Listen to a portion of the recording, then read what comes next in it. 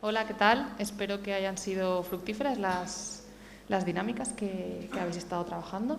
Nada, os queríamos presentar ahora a las personas que van a intervenir. Este es un espacio, ¿vale?, de la que vais a escuchar a expertos y a expertas en primera persona. Normalmente en ese tipo de procesos no se suele incorporar este perfil, se tiende más a contar con profesionales, pero nos parecía fundamental que escucharais la experiencia de gente en primera persona que ha sufrido, sufre o en algún momento de su vida ha tenido alguna relación con la enfermedad mental. Y también un poco para destapar los mitos, ¿no?, que suelen haber, que no se tiene que hablar de determinados temas porque incita, al contrario, pensamos que lo que hay que hacer es hablar de estos temas, ¿vale? En primer lugar, bueno, os comento un poco la dinámica. Intervendrán, os voy a presentar a los ponentes, intervendrá el ponente y luego podéis hacerle las preguntas que consideréis, siempre respetando, ¿vale?, la intimidad de la persona, ¿vale? Entonces voy a presentar al primero de los ponentes, que es Gonzalo Nielfa, y nada, ánimo, Gonzalo. Buenos días, bueno, tardes, estamos aquí a la una, todavía no hemos comido, voy a decir días. Lo primero, ¿se me oye? Sí. Bien. Lo segundo es que a veces cierro los ojos como un tic, luego lo explicaré. Si los cierro no pasa nada, es decir, no creo que me caiga ni nada por un estilo. Bueno, les voy a contar mi experiencia, que es de representativa, mi experiencia, ¿qué quiere que les diga? La representatividad que tiene ustedes la juzgarán. Bueno, yo desde muy pequeño tenía mucho miedo de estar loco. ¿Por qué? Por dos motivos. El primero es que no encajaba para nada, es decir, nada más llegar al colegio me inflaron a hostias, me cogían entre cuatro, me tiraban al suelo y me pegaban un palizón, así casi todos los días, nada más llegar. Ahora venga, para que aprendas lo que es la sociedad, para que aprendas lo que es la sociedad, venga. Bueno, además yo oí una vez una conversación entre mi padre y mi tía en la que hablaban del cierre de los manicomios y hablaban, madre mía, el cierre de los manicomios, la que se va a liar. Ahora con los locos, los enfermos mentales, la que van a liar por ahí. Esto va a ser de asesinato en asesinato. Y claro, yo como no encajaba, yo digo, estaré loco yo, estaré loco. Bueno, pasan los años, el nivel de violencia baja, porque si hubiera continuado directamente nos hubiéramos destrozado. Es decir, porque cuando eres niño eres de goma, pero luego ya no, ¿eh? Llega octavo, llega el tiempo, entonces la AGB, llega el viaje de final de curso y me comentan dos chavales de mi clase, oye, mira, tenemos 13 años, no tenemos edad penal, te vamos a asesinar en el viaje de final de curso porque así disfrutaremos de la experiencia de asesinar a alguien y no nos van a poder tocar un pelo porque no tenemos edad penal. Yo me quedé en casa, me alquilé un videojuego para la videoconsola y me lo pasé genial esa semana, me lo pasé de maravilla. No creo que lo hubieran tenido narices de hacerlo, pero desde luego hay que ver lo que algunas mentes por ahí van urdiendo. Bueno, entonces tengo, en la adolescencia, 13, 14 años, tengo una especie de despertar religioso. Me vuelvo muy, muy religioso, me obsesiono mucho con la religión y con los estudios. Muchísimo, muchísimo, muchísimo. Y me pongo a rezar y a estudiar en el instituto hasta desmayarme. O sea, yo no estudiaba muchas horas, yo directamente es que estudiaba hasta desmayarme. Bueno, del mucho leer y el poco dormir, a los 15 años o así, quiero recordar, me viene la primera alucinación. Me habla el demonio, pero con voz de Al Pacino. Oye, ¿han visto la película esta de Pactando con el Diablo? La señora dice que sí, ¿ves? Pues sí, me habla Al Pacino, ese demonio Al Pacino. Y me hace una oferta a cambio de mi alma por toda la eternidad, a probar. Bueno, para que se hagan la idea. En mi época, lo que yo quería estudiar, Derecho, era un 5,02. Hay un episodio de Los Simpsons que pone en la Universidad de Springfield, si puede leer este cartel, está admitido. Vale, el nivel era ese. Y yo, pero ¿cómo puede ser que el demonio me haga una oferta tan tonta? Vale, le digo, pero por favor, añádele algo, una posición a notarías, a registro de la propiedad. Juez, no, que es mucho trabajar. Pero algo más relajado, nada, no me ofertó nada. Y yo, bueno, pues esto va a ser una alucinación. Yo pensé, digo, esto va a ser que no es verdad. Tuve muchísima suerte, porque no es lo habitual, ¿eh? Lo habitual, tú lo oyes y te lo crees porque lo estás oyendo, porque lo oyes de verdad. Bueno, pasa el tiempo, yo me lo callo, porque sabía perfectamente, yo ya no creía en el estigma contra las personas con enfermedad mental, pero era muy consciente de la existencia de este estigma, y ya me lo callé todo. Pasa el tiempo, sigo teniendo alucinaciones, las alucinaciones se convierten en oír como fantasmas ahí en mi piso, y yo, pero ¿cómo puede ser? Pues esto es un piso de los años 80, en Patrais. ¿Qué pasa? Que si picamos ahí en el bajo va a salir una dama de Elche, hay un cementerio celtíbero, es decir, esto es un piso normal. Cuando uno se mueva para arriba, para abajo, para el medio, pero desde luego que hacen aquí los fantasmas en mi casa. Tuve suerte y seguí y no me lo creí. Bueno, voy a la universidad, ahí estaba completamente obsesionado con el tema de los estudios, de vez en cuando alguna alucinación, pero yo sigo a la mía, porque lo mío solamente me importaba en aquella época estudiar y sacar buenas notas.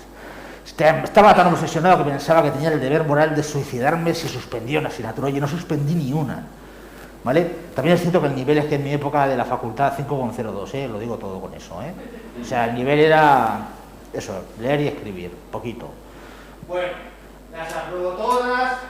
Mi padre muere el último año que estudió en la universidad, pero hay un seguro de vida, para el piso, se va la cosa a salir adelante, ¿no? Me cogen en un despacho de pasante, que es práctica sin cobrar, va muy bien la cosa ahí, me cogen, se queda apuntado en el paro porque, claro, no cobraba, y me cogen 6 meses para un trabajo en la administración para poder ahorrar dinero, me dicen en el despacho que con ese dinero voy a ser socio del despacho, y que en un año voy a conseguir ser socio del despacho. Oye, qué bien todo, ¿no?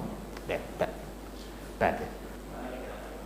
Lleva diciembre de ese año, 2005, y que era sábado, me levanto por la mañana y empieza la cabeza sin poder evitarlo. No voy a moverlo mucho, que si no el cacharro el micro, empieza a moverse, no, sin poder evitarlo. Pasan los días y yo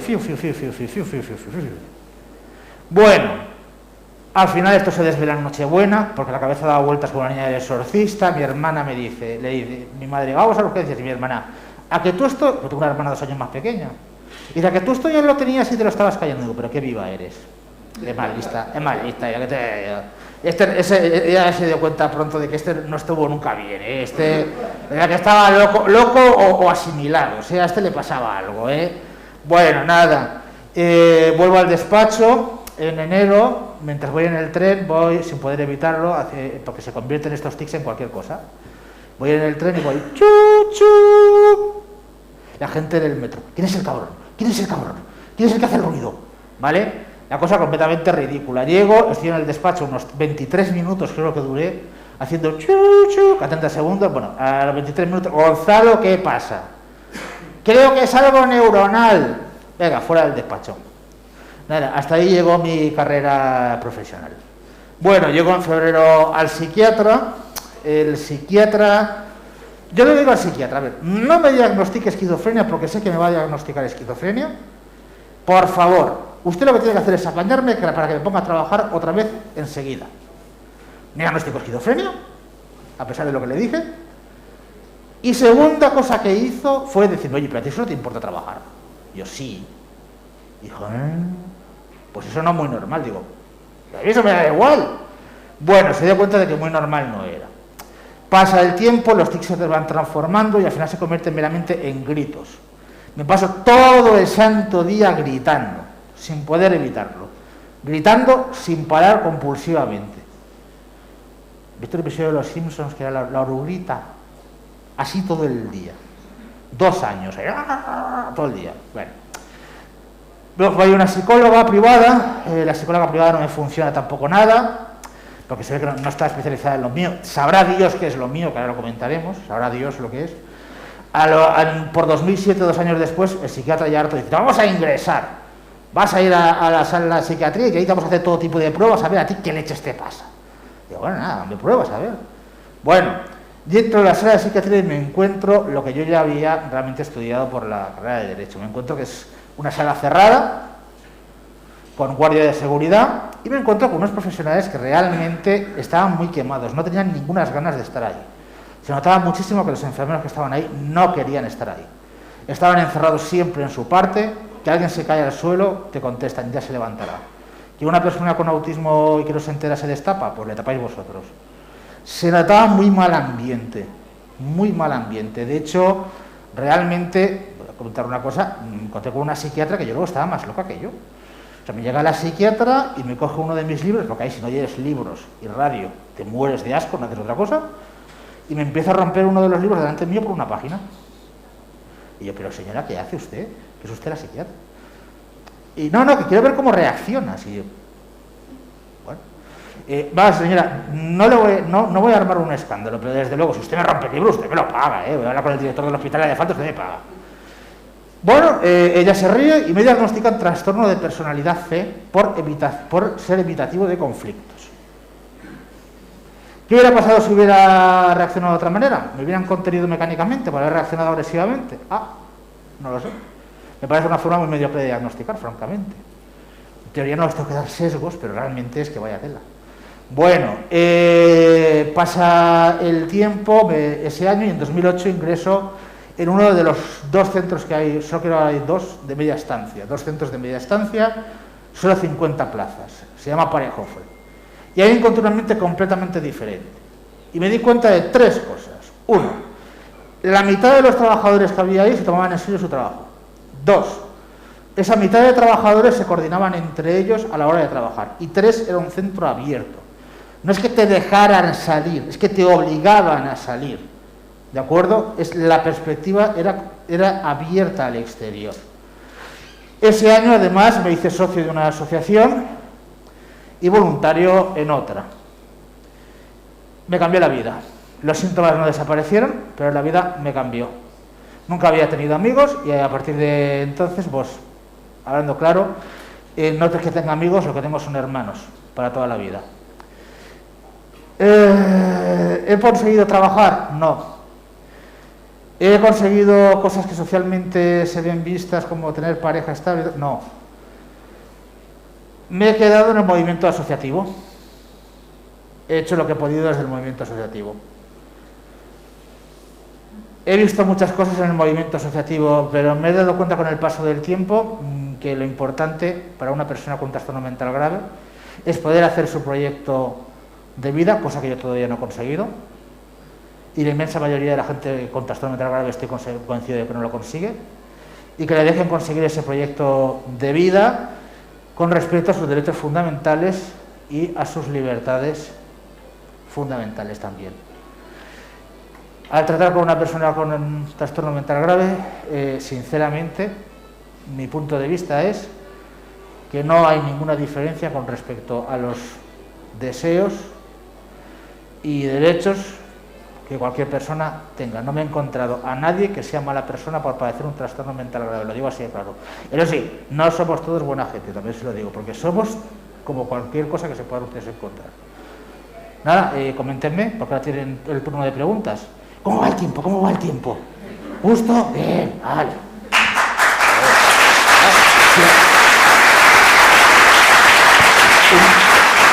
Un aplauso para ustedes que han venido un sábado aquí. ¿Alguna Preguntas, pregunta? venga, que es la parte interesante. Preguntas.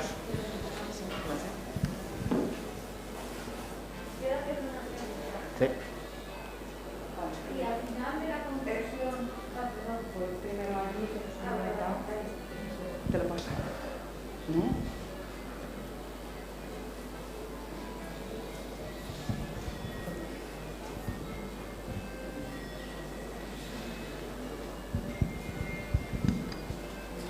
Bueno, en primer lugar, agradecerte por contarnos tu experiencia. Me imagino que no habrá sido fácil. La he contado muchas veces. No pasa nada. Sí. Bueno, pues entonces más tranquilidad. Bueno, yo lo que te quería preguntar es si el hecho de tu hospitalización en el centro fue voluntaria o fue en contra de tu voluntad, si te forzaron. Como había estudiado Derecho, sabía que me interesaba decir que era voluntaria. Voluntaria, vale. De hecho fue voluntaria, es decir, la primera vez que yo ingresé, realmente yo no tenía ni idea de lo que me pasaba. Y digo, sí, por favor, ingrésenme y háganme pruebas. Métanme en un TAC, métanme en un reactor nuclear, yo qué sé, hagan conmigo lo que puedan. Ya. ¿Vale? Porque yo lo que quería y sigo queriendo es trabajar, lo digo así de claro.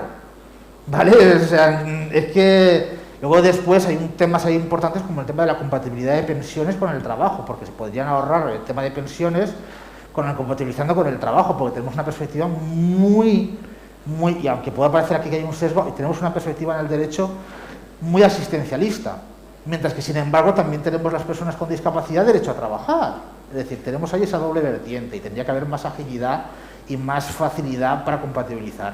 realmente. ¿Y sientes que el sistema actual de salud mental es eficiente, que funciona? No, es No, principalmente medicamentoso. Claro, he ido tan rápido que me he dejado alguna cosa. A mí, mi médico me llegó a recetar 10 y tantas pastillas diarias, más de 10 pastillas diarias. Medicación. Ahora me las está quitando todas. Ya. ¿Por qué? Porque entiende que ese ensañamiento hay un ensañamiento terapéutico que se dice y que no sirve para nada. Eso sí, la reducción tarda años también en hacerse. Se tarda años en llegar a ese nivel y se tarda años en bajarlas. Ojo, cuidado con ese tema, ¿eh? Bueno. Sí, me imagino que muchas veces se asume que el paciente necesita medicación y no se escucha su historia personal. Y no solamente eso, sino que además realmente, además de la escucha de la historia personal, hay que tener en cuenta los medios que los que cuentan. Muchos psiquiatras les van a oír, se quejan con razón de que, claro, es que está muy bien decir que tenemos que tener, como les he comentado, equipos interdisciplinares, sí, pero es que tienen que existir esos equipos. Desde luego. Nos quejamos de que solamente recibimos medicación, pero ¿qué tiene un psiquiatra? ¿Qué compañeros tiene de trabajo con los que poder coordinarse? Esa parte es fundamental. Desde Más luego. preguntas, más Sí, preguntas. gracias. Mi pregunta es, cuando ahora cuentas esto y has vivido esta vida que ha tocado, Bueno, digo yo que en el punto de principio te sentías muy solo, te sentías perdido, porque es que te habían tratado muy mal. Entonces eso es lo que habría que hacer, pienso yo, o tú qué opinas, que no fue buen empezar.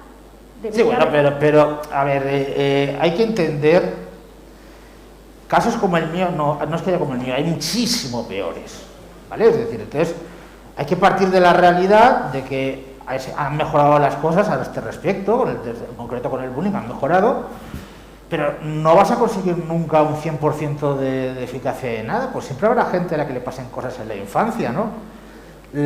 Por eso también tiene que existir esta red de salud mental. Y también es importante que exista desde la infancia, voy a decirlo claro, yo hablé con una psicóloga con 13 años. Se dio cuenta mi tutora de que la relación con mis compañeros no era buena a los 13 años. Cuando me daban de hostias desde el primer día que llegué ahí. Y se dio cuenta una profesora a los 13 años. Pero las cosas están mejorando a ese respecto también, sinceramente. Pero claro, ha habido un mal comienzo. Pero bueno, hay malos comienzos y ¿qué quiere que le diga? Pero luego vienen más cosas.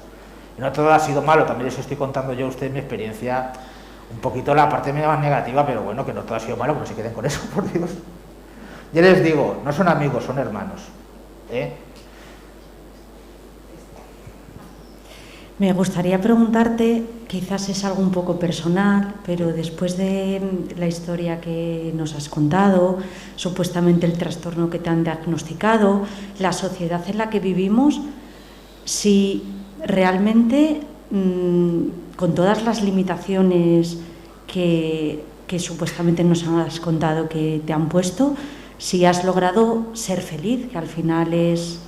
Pero es que yo no creo en la felicidad, disculpe que se lo diga, pero es otra historia, entraríamos en otras. Yo lo que sí puedo decir es que no he conseguido hacer el proyecto de vida que yo quiero, ¿vale? Pero tampoco me quejo y me doy cuenta de que ha habido una evolución en el tratamiento de las personas con trastorno mental grave. Vamos a ver, antes de los años 80, ahí me hubieran encerrado en una celda, me hubieran atado y me hubieran empezado, se lo digo así de claro, me hubieran dejado ahí para los restos. Punto. Eso es así y es impepinable. Así que yo no puedo tampoco decir que no haya habido ninguna mejoría. También les puedo decir que hubo una temporada donde se volvieron a abrir centros muy parecidos a los antiguos manicomios. Hay que tener las cosas muy claras. Hay unos, les hablarán de los recursos. Hay unos que son los llamados CEM, Centros Específicos de Enfermos Mentales. Pues algunos se han convertido en manicomiales. Y ahora se está revirtiendo la situación, ¿vale? Porque siempre está esa tentación de volver otra vez a lo anterior. ¿Por qué? Porque es lo más cómodo, vamos a decirlo claro, es lo más fácil. Lo difícil es tener en un centro unas ratios pequeñas de profesionales y que los profesionales hagan un tratamiento interdisciplinar y riguroso. Eso es complicado, ¿eh? Porque para empezar hay que ver dónde está el centro, porque el centro puede estar en un sitio perdido y ya el centro ya no está abierto a la comunidad, porque no hay comunidad alrededor. Y esas son cosas que también van a tener ustedes que hablar con los profesionales y van a salir. Como tenemos algunos de los recursos. Desde de las salas de psiquiatría, que las tenemos cerradas todavía, excepto la de Elda, a algunos CEM con un mogollón de gente dentro y perdidas en el campo. Más preguntas, más preguntas. Hola, me llamo Pablo. Aquí, hola. Aquí. Hola. Hola. Bueno, en primer lugar, felicitarte por la valentía de poder estar ahí, contándonos tu historia, tu gran historia. Y tengo una pregunta importante para poder hacer mi parte aquí, ¿no? En el proceso que te está llevando tu vida, ¿no? ¿En qué momento te has sentido más cómodo? ¿En qué momento me he sentido más cómodo? Más atendido, más cómodo. Evidentemente cuando fui a... Es que se juntó que fui a Parejofre, que empecé a hacer voluntariado y que empecé a ir a una asociación y ahí hice un montón de amigos. Es decir, ese fue, digamos, el mejor momento en el que, digamos, en mi vida, pues yo no era una persona, yo era un robot y en 2008 empecé a ser una persona, ¿no? Entonces, digamos que existe en mi vida esa dicotomía.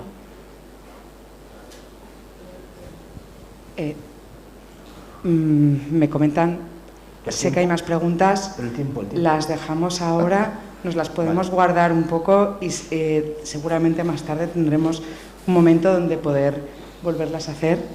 ¿Os parece? Gracias a todos. Vale, a ver el tema del micro.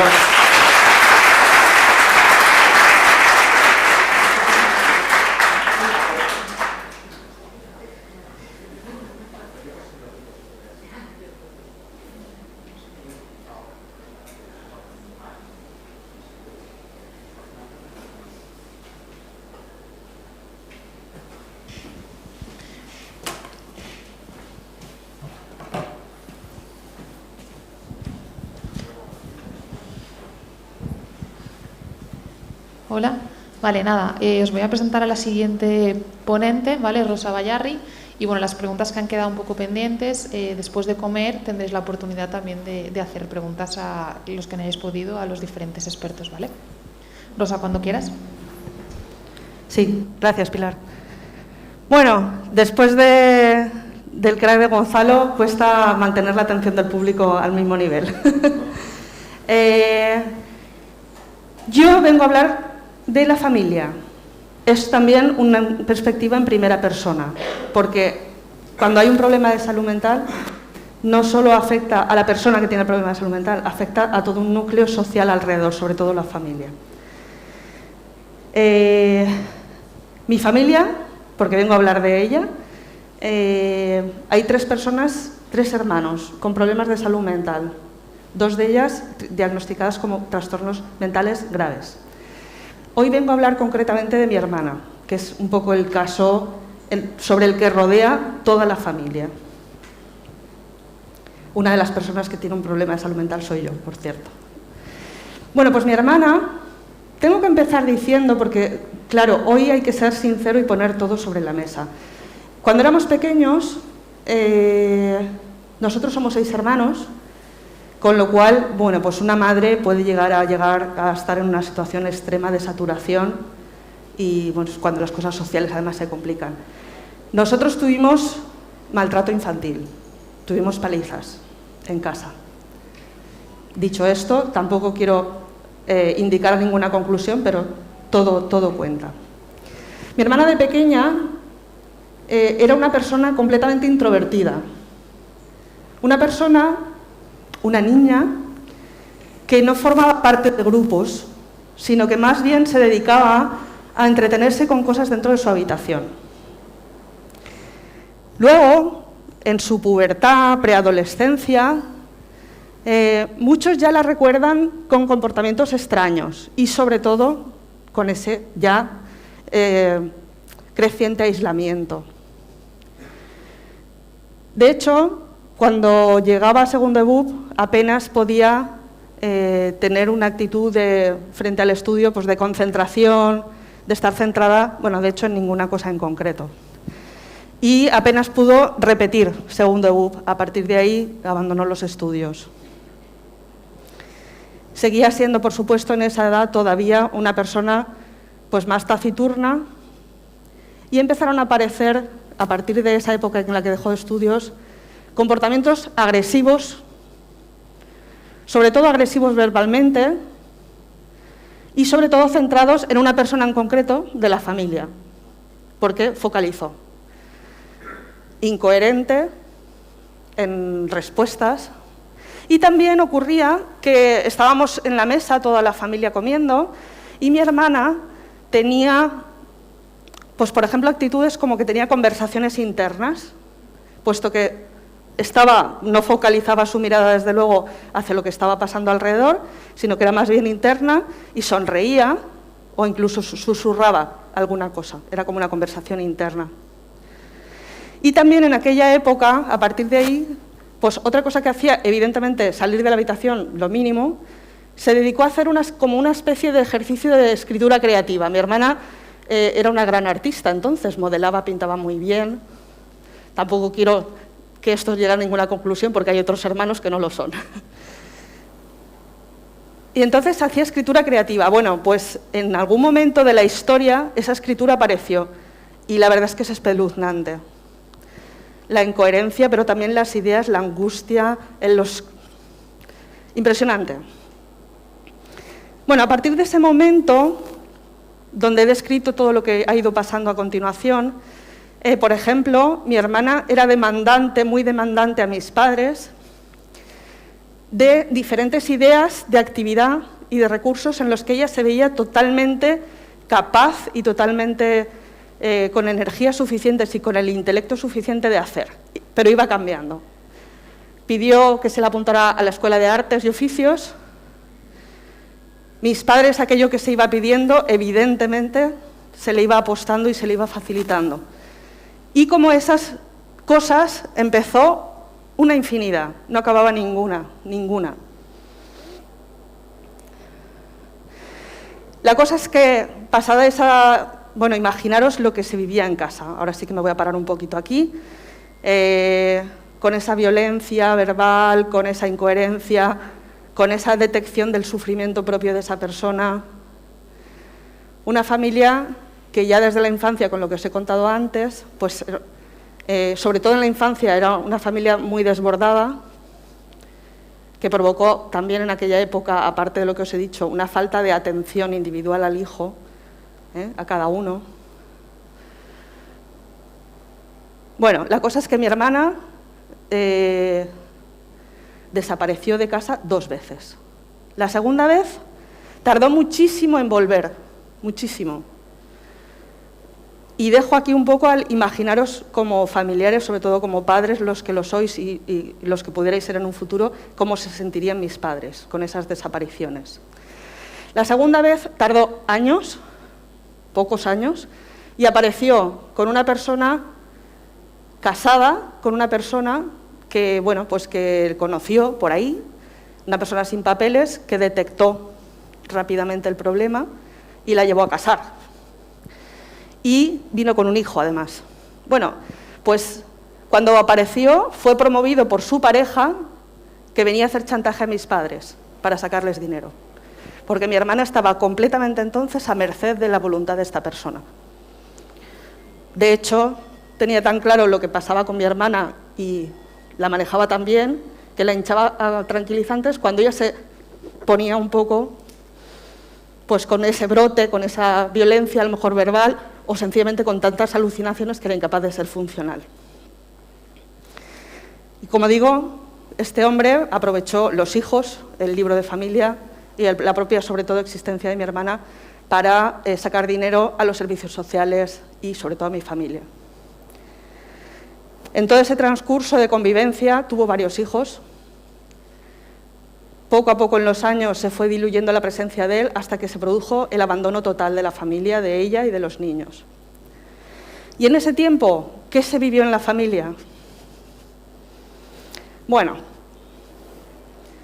pues aparte de ceder de vez en cuando al chantaje o manejárselo como se podía, que evidentemente si tienes un hijo y te chantajean para poder verlo, sencillamente, pues entras al trapo. Perdonad.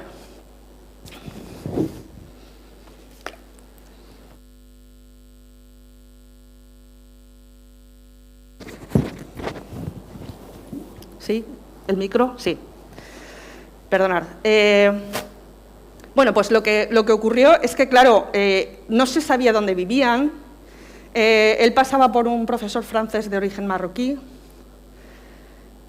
Alquilaban un piso y cuando debían 3 meses, inmediatamente, pues los echaban y entonces empezaban y así el ciclo continuamente. Entonces, continuar el rastro de la familia fue muy, muy complicado, sencillamente para saber de ella, muy complicado.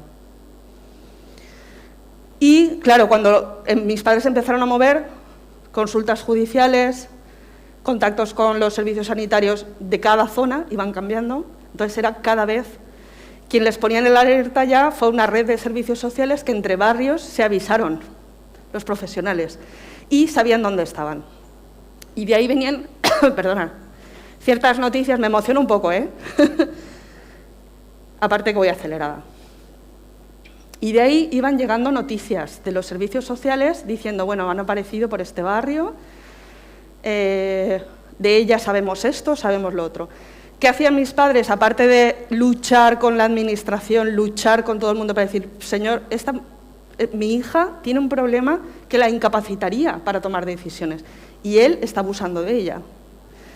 Soluciones legales. Ella es mayor de edad, se casa con quien quiere y hace lo que le da la gana siempre y cuando no sea un delito. De hecho, a mis padres les llegaron a decir que si denunciaba el caso podían tener problemas por xenofobia y que perderían bastante el caso. Pero bueno, mi madre cocinaba tuppers, hacía una colección, compraba de todo y acudía allá donde le decían que vivía. Y mi hermana, en su situación, oía voces, veía, tenía alucinaciones, salía a atender y la vecina en ese momento de enfrente salía a atender, que ni la miraba, y mi hermana oía y veía cómo la vecina le decía, eres una guarra, tienes a tus hijos mal atendidos, y mi hermana se ponía agresiva. Se defendía, por lo menos insultaba. Bueno, la cosa es que mi hermana, al final, en uno de los esperados hijos que esperaba, por fin, después de años, el sistema se puso de acuerdo y consiguieron una orden judicial para ingresarla involuntariamente en psiquiatría, cuando entrara en maternidad. Y así fue. Y así fue, que fue la primera vez, mi hermana ya tenía 28 años, fijaros los años que habían pasado, la primera vez que mi hermana tuvo un tratamiento farmacológico y un seguimiento psicológico y de psiquiatría. Bueno, pues, ¿qué pasó? Evidentemente estaba en abandono de hogar, estaba en unas circunstancias. Abordaron a mis padres y les dijeron, bueno, pues ella va a volver a tu casa con sus hijos, 4 hijos. Mis padres no estaban en condiciones, por muchas cosas, por salud, por saturación. Evidentemente mi hermana volvería a casa y volvería con el bebé. Pero los demás hubo que darlos en acogida provisional. Cosa que fue una bendición porque cayeron en una familia maravillosa y los niños no tenían escolarización, no tenían educación. Y bueno, a partir de ahí empezó la recuperación en la que durante años, ya adelanto, mi hermana tuvo 3 intentos de suicidio, por diferentes maneras. ¿Qué pasó? Pues que una vez empezó con la medicación, empezó a aterrizar, que por cierto el principio de una medicación es salvaje, la persona parece una montaña de mierda, os lo tengo que decir, dormida y sedada y babeante. Eso es al principio. Cuando realmente pudo tomar conciencia de lo que había vivido, empezó con depresión, aparte con todos sus síntomas, y bueno, como me cortan, lo único deciros, porque ya se me ha comido el tiempo, es que ella, hoy por hoy, reconoce sus voces, sabe distinguirlas, tiene la voluntad cuando oye las voces de volver a acudir a su médico y decir, es que he vuelto a oír voces, y ha criado a sus hijos junto con mis padres. Y hace teatro, hace manualidades, hace arteterapia y nunca tendrá el proyecto de vida que ella hubiera deseado, pero es una persona estable y feliz.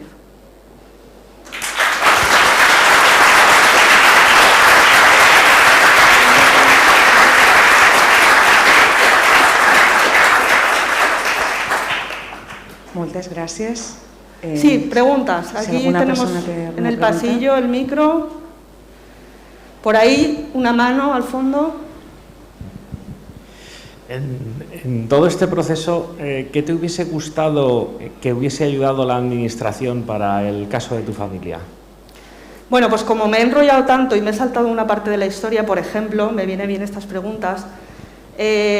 Cuando mis padres, mi hermana ya tenía síntomas, estaba brotada antes de desaparecer de casa, mis padres acudieron al médico. Primero acudieron al médico a cabecera, intentaron ponerse en contacto y llegaron a hablar con salud mental, por supuesto con servicios sociales, etc. ¿Qué le dijeron los médicos? No podemos hacer nada si ella no viene aquí a consulta. Una persona que evidentemente por voluntad propia, que se siente agredida apenas opines de lo que hace, pues se defiende. Con lo cual hubieron años donde mis padres, inexplicablemente, no lo podían entender, no había nadie que la atendiera médicamente porque ella por su propia voluntad no acudía. Con lo cual, creo que ahí tienes la respuesta de por dónde hubiera empezado a cambiar. La atención a las familias de una persona con problemas de salud mental es fundamental porque son parte del desarrollo, parte del diagnóstico, quiero decir, de facilitar el diagnóstico, y son las personas que van a convivir porque normalmente una persona con problemas de salud mental va a ser muy difícil que sea independiente en su vida y se hará mayor y vivirá con la familia. Entonces, esa posibilidad de atender a una persona domiciliariamente, posibilidad de seguir por lo menos el historial en la familia y orientarlo a cómo comportarse, cómo hacer, porque no sabes cómo hacer, no sabes qué hacer. También una solución para las familias fue un movimiento asociativo y para mi hermana también, que proporcionó esto que la Administración no proporciona. Venga, por ahí, más preguntas. Así yo me voy relajando. Sí, por aquí hay una pregunta delante, y mientras, primero por ahí. Vale, y luego aquí delante. Hola.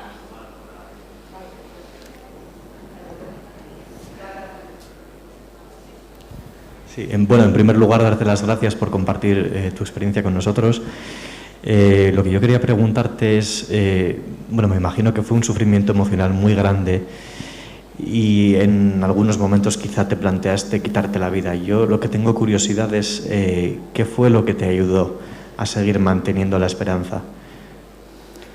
Bueno, tengo que decir que yo el testimonio lo he contado desde la posición de hermana, incluso mejor porque seguramente soy más objetiva y menos emocional, aunque lo he sido, que mis padres. Entonces, ellos seguramente serían los que más podrían responder a qué es lo que les ayudó. Pero en conjunto, ¿vale? Por eso me voy a salir yo de la respuesta y voy a poner a mis padres.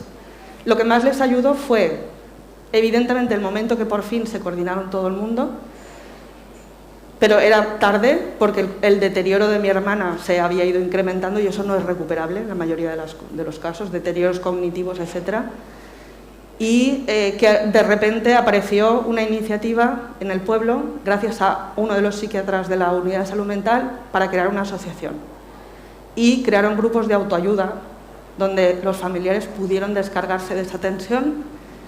Asociación que también contó luego con sus profesionales propios y entonces se hacían grupos de autoayuda, psicoeducativos y mi hermana en cierto momento de estabilidad también acudió y se estabilizó bastante hacia actividades y esto pues fue un bálsamo de aceite. Por ahí, por aquí delante, sí, tienes el micro. Hola, muchas gracias por lo que has comentado. Tengo una duda que es, hablas de que varios hermanos habéis tenido o tenéis problemas psicológicos. ¿Detectaron alguna vez si era un problema genético? Bueno, esto es un tema que se habla mucho. Os tengo que decir que el problema de salud mental de mi hermana, o el mío, o el de quien sea, no tiene un motivo único. Normalmente, para que se desarrolle un problema de salud mental, se tienen que dar varias circunstancias solapadas. Dicen que la genética tiene que ver, no está demostrado, Sí que es verdad que cada persona, en la misma genética tengo más hermanos que no tienen ningún problema, están perfectamente, primer ejemplo.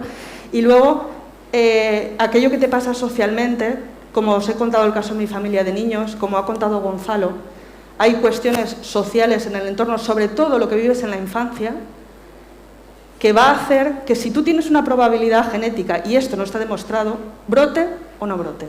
Como por ejemplo en la adolescencia, si consumes determinadas sustancias, de repente sale. Mucha gente consume sustancias y no le pasa. Entonces, parece ser que hay cierta sensibilidad.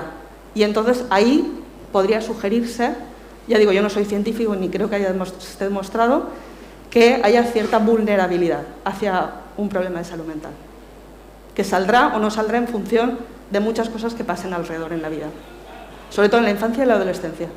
¿Por ahí hay una pregunta? No, sí, en el pasillo de... Las últimas preguntas, ¿vale? Hola. Hola. Gracias por estar. Dijiste sobre la atención a la familia.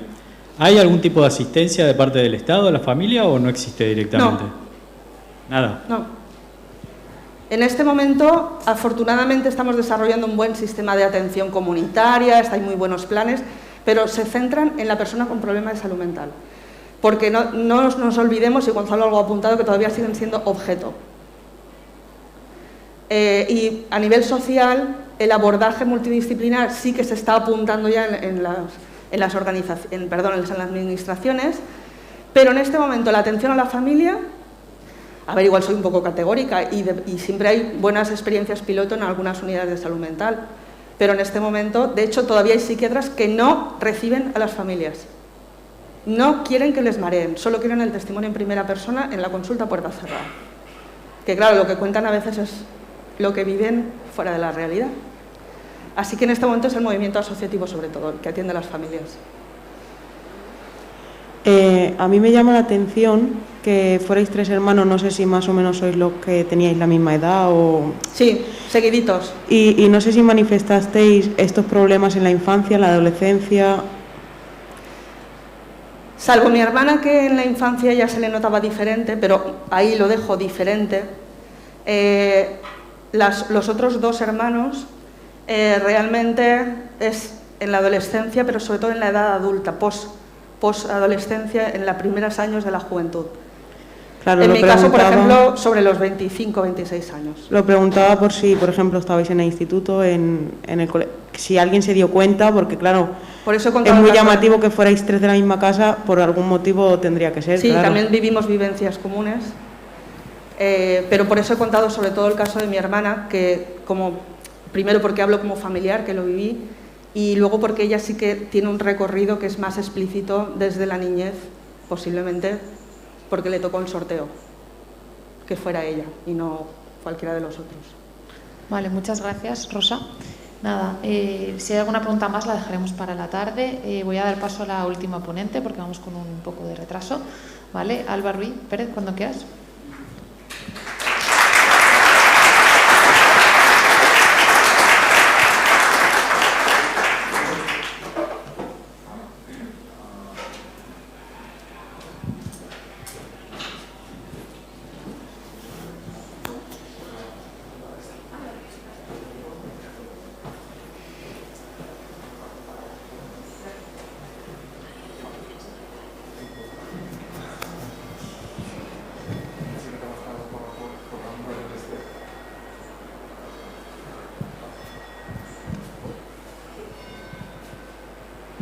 Aprovecho mientras para indicaros cuando acabemos, ¿vale? Fuera está la comida.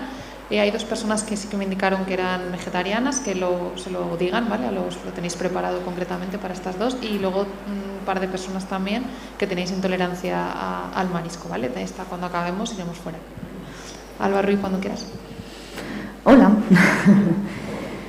A ver, en realidad esto es una chuletilla, ¿no? Porque al final es mi vida, no hace falta, digamos, escribir nada, no hay que aprendérsela. Le he contado 1000 millones de veces. Mi historia es que hace 8 años me diagnosticaron con anorexia, al mismo momento que descubría la palabra ansiedad, depresión. A mí cuando me dijeron lo de ansiedad fue como, ¿qué es eso, no? Sin más, me dijeron que era ese estado de nerviosismo que yo tenía, pero no me dieron nunca ningún tipo de técnica o algo por el estilo como para relajar esa sensación que yo tenía. Y en cuanto a la depresión, yo creo que como la mayoría, ¿no? Al final siempre pensaba que era gente que estaba triste. Yo decía, entonces yo no tengo eso. Porque no lloro todos los días. De hecho me río muchísimo. Era llamativo, ¿no? Cuando me dijeron que lo que me pasaba era que tenía depresión. Tenía miedo. Tenía miedo, como ha dicho Gonzalo, de estar loca, ¿no? Ostras, que me juzgaran o que me trataran como de pobrecita. De hecho, es una cosa que siempre he odiado, el que me trataran como con cuidado, ¿no? Como si, no sé, fuera a romper o... A romper a llorar me echaba, claro, a veces. Y bueno, me exponía como novedad esto del descubrimiento de la ansiedad y demás, por eso, por lo que he dicho, porque yo nunca había recibido ningún tipo de información acerca de estas palabras, ni en mi casa nunca se había hablado, nadie había sufrido ningún tipo de trastorno mental, nada. Ahí vengo con la importancia de que quizá, de haber sabido cosas en general acerca de salud mental, quizá en ese momento me hubiese ayudado muchísimo. Uno, para saber lo que me pasaba, y sí, dos, por saber cómo expresarme al final y decir exactamente con palabras, poder comunicarme, abrirme y poder soltar eso, ¿no? Porque al final lo que más me ha ayudado siempre ha sido este tipo de cosas, esto, hablar, contarlo.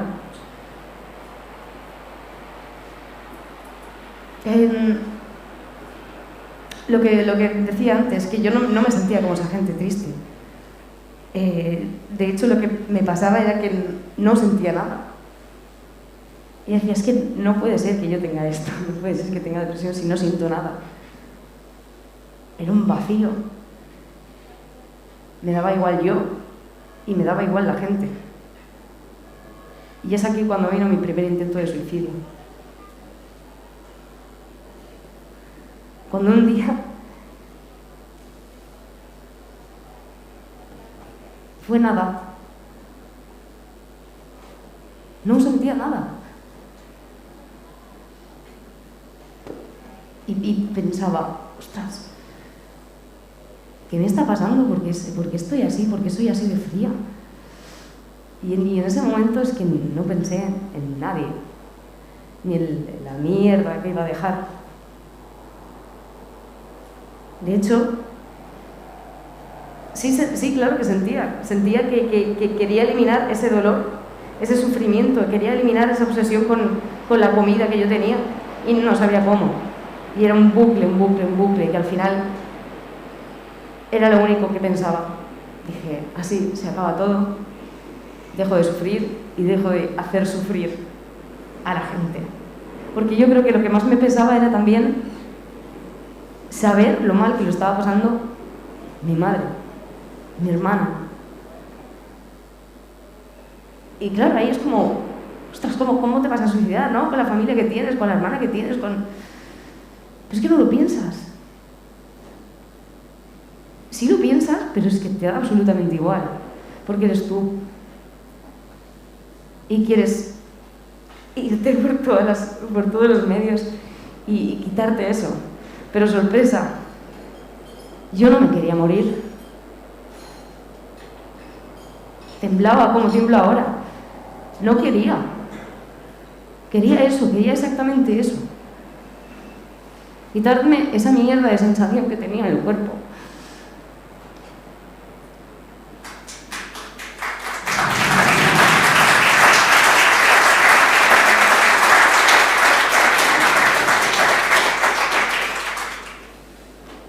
Perdón. Es por esto lo del texto, ¿ves? Hace poco,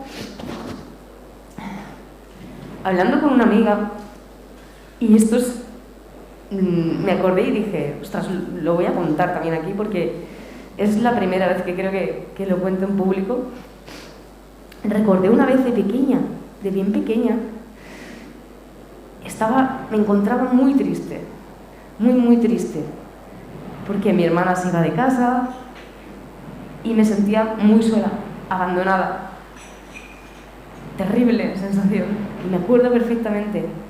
Y me acuerdo perfectamente el día que estaba escuchando una canción en el coche de mi padre, en la radio, yo sola, llorando, claro.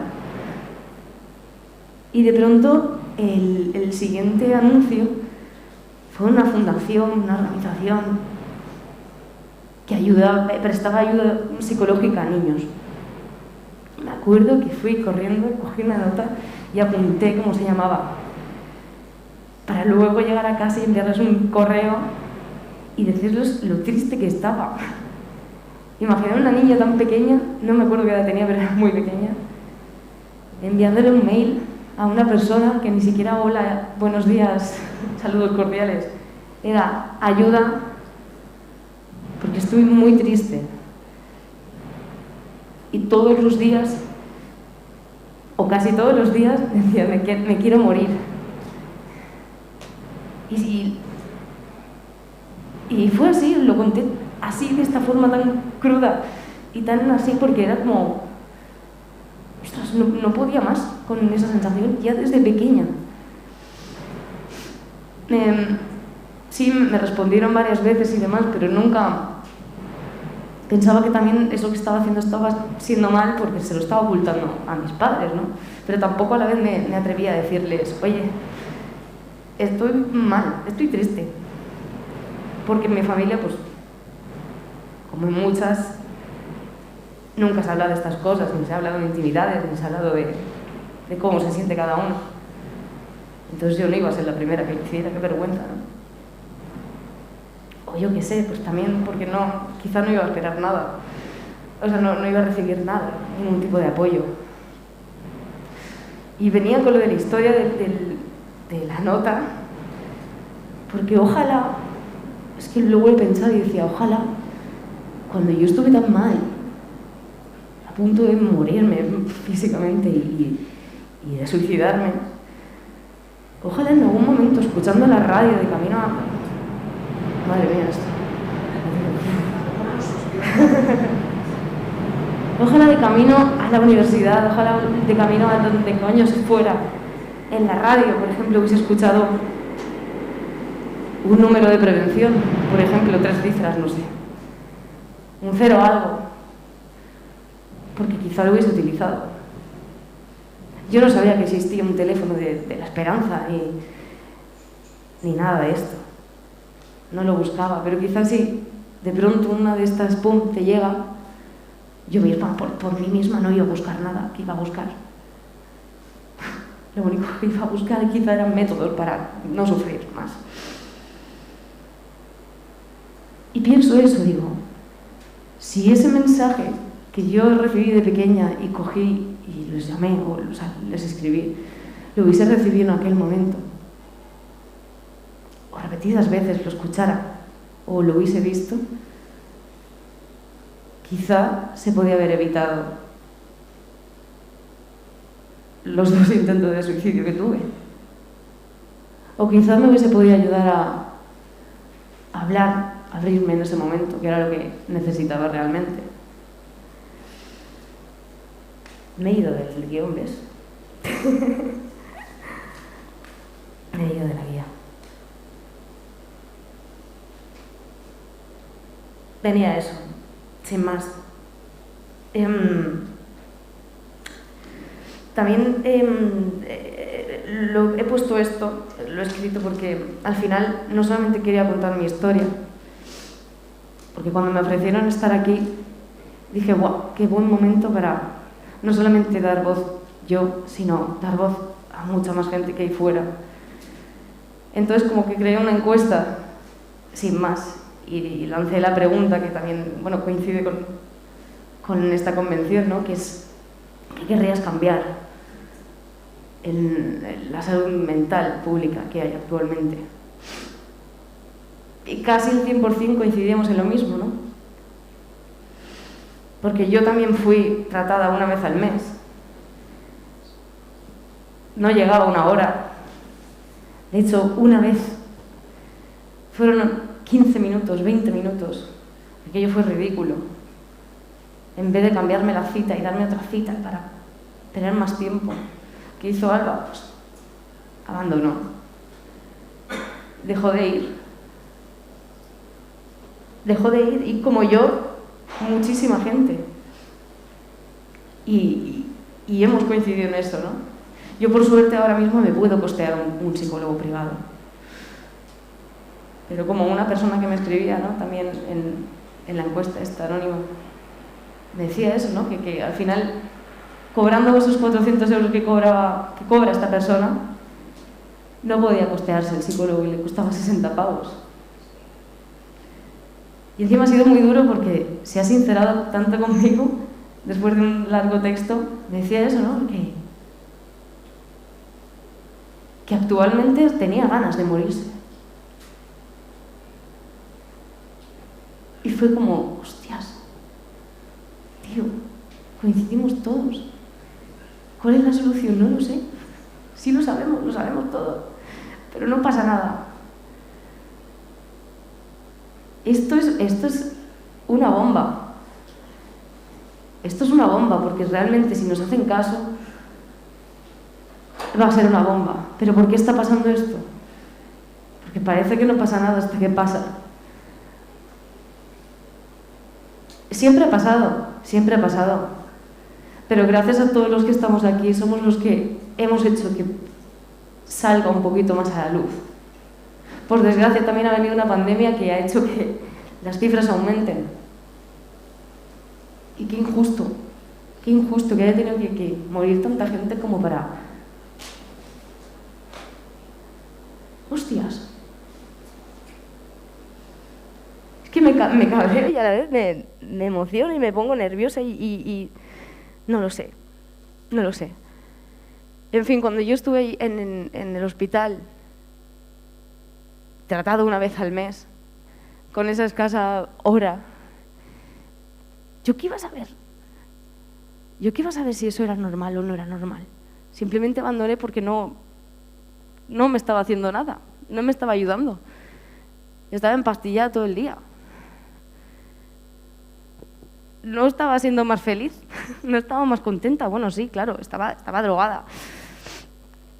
Estaba drogada. Y como ella ha dicho, el principio de los medicamentos es como una bomba.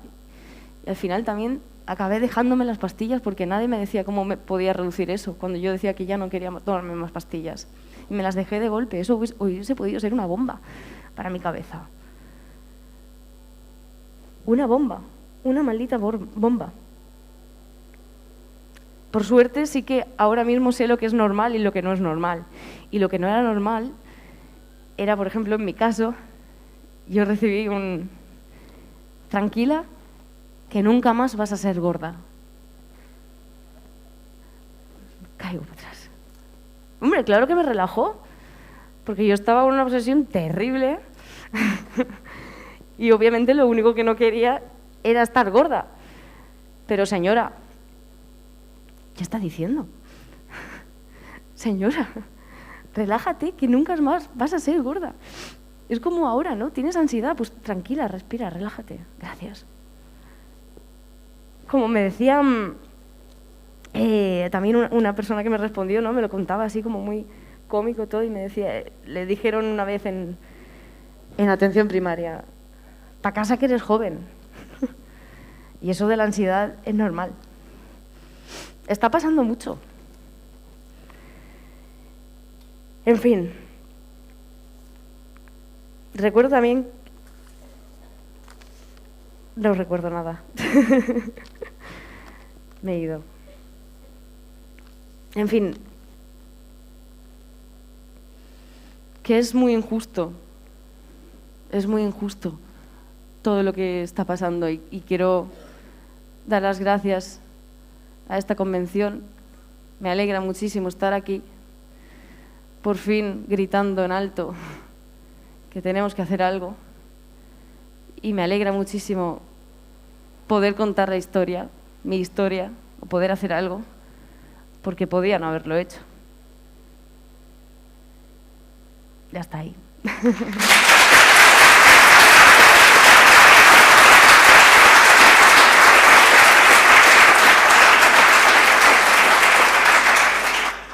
Moltes gràcies. Com anem molt justes de temps, deixem un parell de preguntes, si us sembla ara mateixa.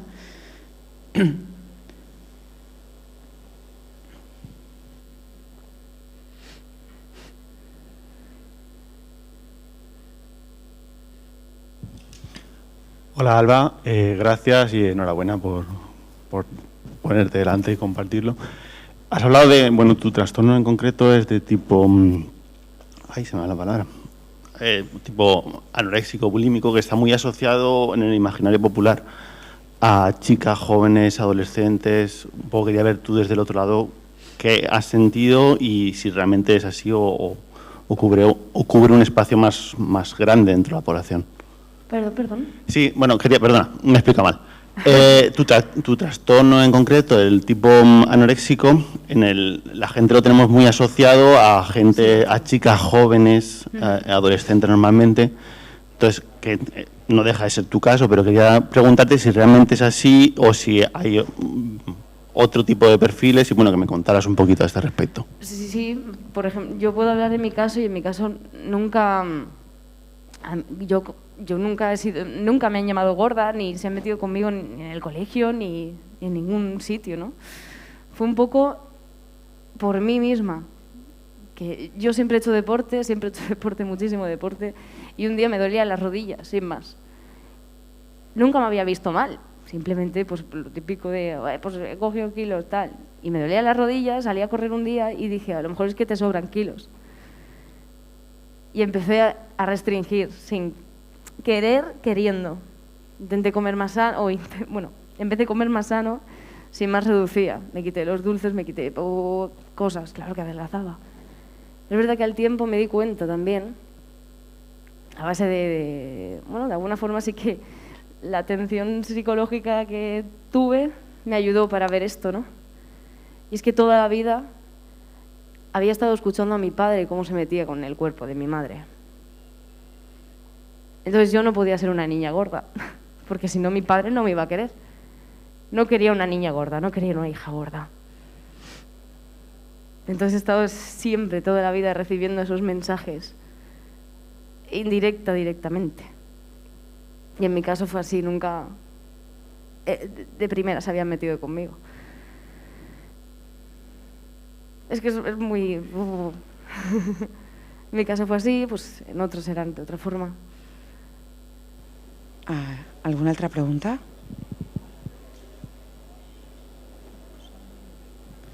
Pues... No hay mucho que preguntar, tampoco. Moltísime... mira. O demasiado. Hola, ¿qué tal? Decías que quizás una campaña de prevención que sostenida en el tiempo te hubiese marcado quizás algún número de teléfono en la cabeza o algo te hubiera ayudado. Quisiera quizás ahondar en ese tema porque me parece que puede ser una de las herramientas que podamos poner en valor en esto.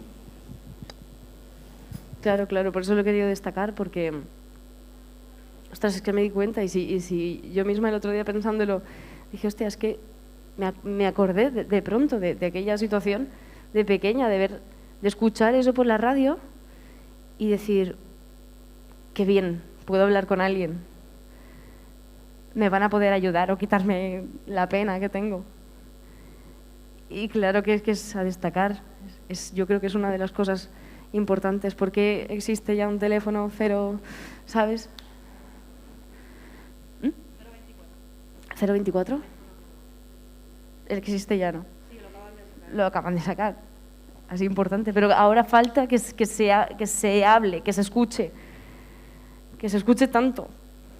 Porque sigue dando miedo, sigue dando como pudor, ¿no? Sacarlo por la tele, de repente. Claro, no vas a estar viendo tu programa favorito, que estás ahí contentísimo y de pronto te ponen un mensaje Y si estás pensando en suicidarte, ¿por qué no? ¿Por qué no? Mira, Alba, a mí me gustaría preguntarte, ¿has dejado algo en el camino por hacer debido a todo esto? ¿Has dejado algo en el camino por hacer debido a todo esto, debido a tu enfermedad? ¿Debido a la anorexia? Sí. Y a muchas cosas. ¿Cómo qué? He dejado por el camino gente. He hecho mucho daño. Por cómo estaba, por cómo me comportaba, ¿no? Porque al final, lo que he dicho antes, no me importaba nada. Tenía conflictos siempre. Porque no quería salir, no quería... Sobre todo es gente. Más que cosas, ¿no? Porque al final ese tiempo en el cual no tenía ganas de hacer X cosas lo he sabido aprovechar después. Me pude sacar el bachillerato perfectamente. No sé ni cómo lo hice, pero lo hice. Quizá porque estaba ahí con la mente enfocada. En mi caso, no me ha impedido seguir adelante con mis cosas y con mi vida. Pero bueno, también me trajo cosas buenas.